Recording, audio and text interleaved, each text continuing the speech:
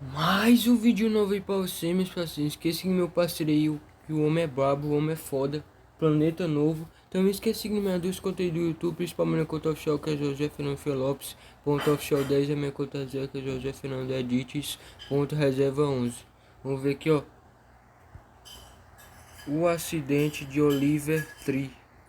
Dos mortos, dos mortos em queda de helicóptero no Rio. Eis-me, Xaxi, ficando privado, esquece, tamo junto, internauta, jeito, tem que respeitar, esquece, moleque. Neste domingo aconteceu uma colisão e queda de 2 helicópteros no Rio de Janeiro, que acabou resultando na morte de 6 pessoas. Uma das vítimas foi Oliver Tree, cantor americano que viralizou nos últimos anos e fazia turnê e gravações pelo Brasil. Esse será o tema, então, do vídeo de hoje.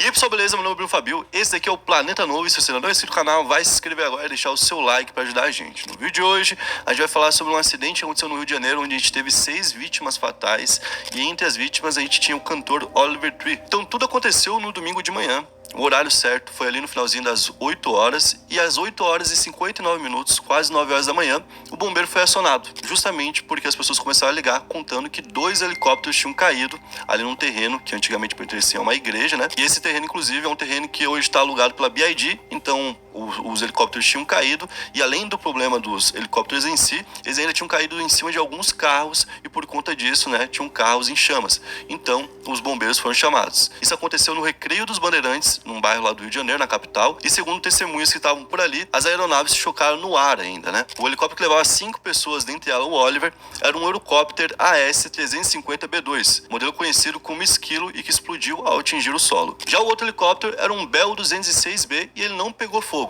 Ele caiu com o trem de pouso pro alto, né? Então ele caiu ao contrário e infelizmente o piloto acabou também falecendo preso às ferragens. Então no primeiro helicóptero a gente tinha o Alexandre Souza, que era o piloto, o Gaspar Prim, que é o Gasp, um youtuber da Argentina, o Lucas Brito Chaves, que é o Lucas Frota, produtor musical brasileiro, o Lucas Vinhali, diretor de videoclipes da Argentina, e o Nickel Oliver Tree, cantor e produtor americano conhecido como Oliver Tree, né?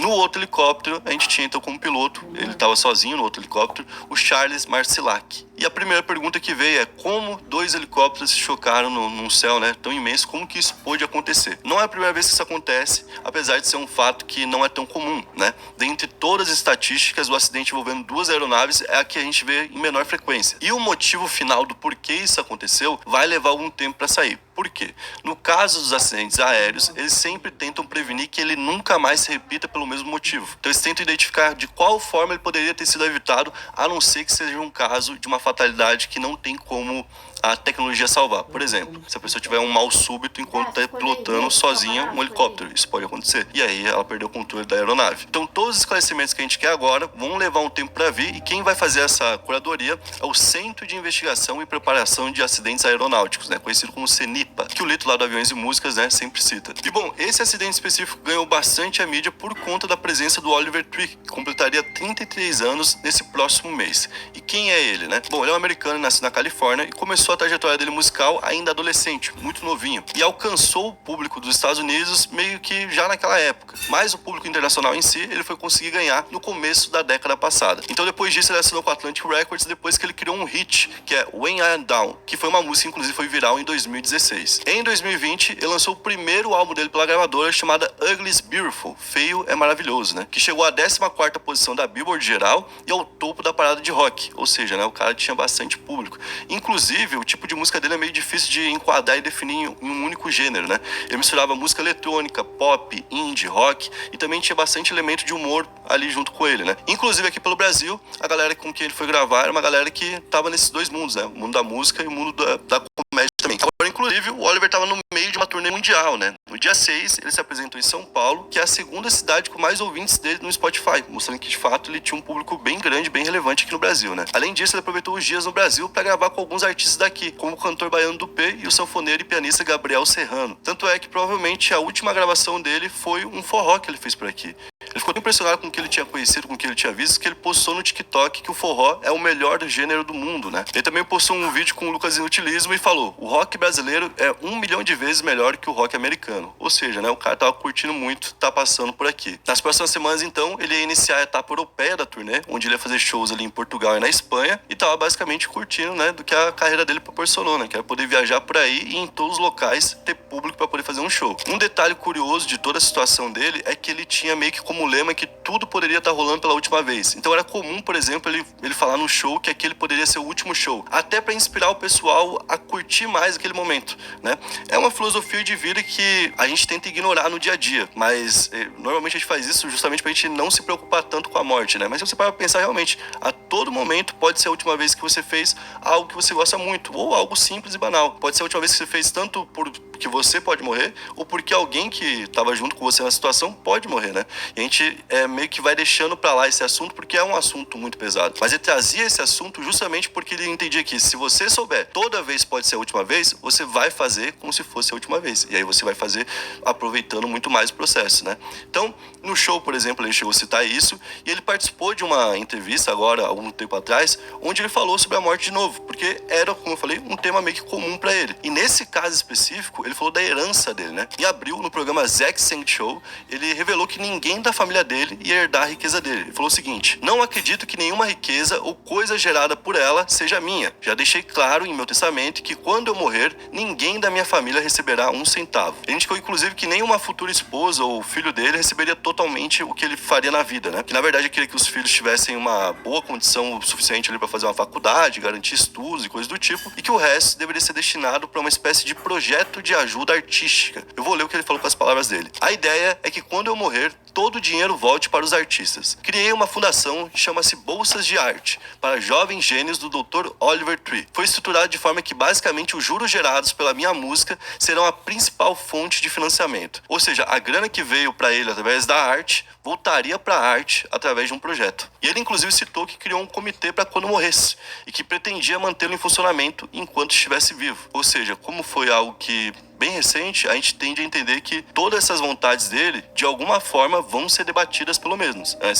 Se vão ser cumpridas, realizadas, a gente não sabe, mas a vontade dele pública era essa. Sobre esse comitê em si, ele explicou o funcionamento, dizendo que todos do comitê vão votar em quem receberia o dinheiro a cada ano. Ele fala da seguinte forma: assim, os colaboradores com quem fiz músicas, filmes ou arte enquanto estive vivo, poderão decidir para onde o dinheiro será destinado. Então, né, o cara, tipo assim, ele vivia muita arte, né? Tipo, a forma como ele escolheu o visual dele, tudo dele tinha alguma ideia por trás, né? Não era puramente estético, era realmente com alguma mensagem pra passar, né? O nome do álbum dele, esse negócio de feio é bonito, né? O corte de cabelo dele é um negócio que, tipo assim, destacava ele do resto da galera, tipo, muito fácil. E se alguém, por exemplo, tinha aquele corte de cabelo, facilmente seria apelidado com o nome dele. Tudo ele buscava, de alguma forma, deixar a arte envolvida. E quando ele falou da morte dele, que é um negócio que, como eu falei, ninguém gosta de conversar, ele falou de novo: olha, pra quando isso acontecer, eu não quero egoísmo, eu não penso na minha família, eu penso mais em como eu vou conseguir devolver pra arte, né?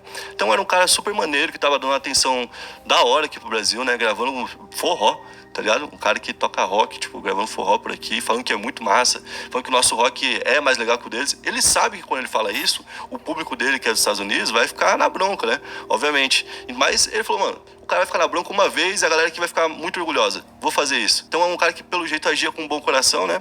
E que é uma pena que isso tenha acontecido, né? Dessa forma. Outra pessoa que estava dentro desse helicóptero era o Gasp, né? O Gasp, que é o Gaspar Prindias. Ele é um criador de conteúdo argentino com mais de 3,5 milhões de seguidores no Instagram e quase 3 milhões no YouTube. Você já deve ter visto algum vídeo dele porque ele ia até as pessoas na rua, ficava provocando e tal. É aquele tipo de vídeo que o cara fica entrevistando e provocando as pessoas. E ele também ganhou visibilidade internacional quando, em 2025, ele participou de um evento de boxe entre criadores de conteúdo que aconteceu no estádio em Sevilha, na Espanha. Talvez alguém tenha visto ele por lá. A gente também tinha lá o DJ e produtor brasileiro Lucas Frota, que começou a tocar aos 12 anos e que morava nos Estados Unidos há quase uma década. Ele que, inclusive, foi uma ponte para vários brasileiros por aqui para conhecerem o Oliver Tree, porque ele já conhecia de lá, né? É um cara que também tem vários trabalhos importantes já lançados, né? Com selos especializados em música eletrônica e que já teve shows pelos Estados Unidos e pela Europa, né? Então, talvez não seja tão conhecido aqui no Brasil, mas era um brasileiro que estava tendo sucesso lá fora. Inclusive, o projeto mais recente dele foi a gravação de um set no Cristo Redentor em dezembro de 2025. Então, o cara também tinha bastante destaque. Vi bastante gente do meio artístico lamentando a morte dele também. Desastre total, né? A gente não sabe qual que é o motivo. Como a gente falou, o CENIPA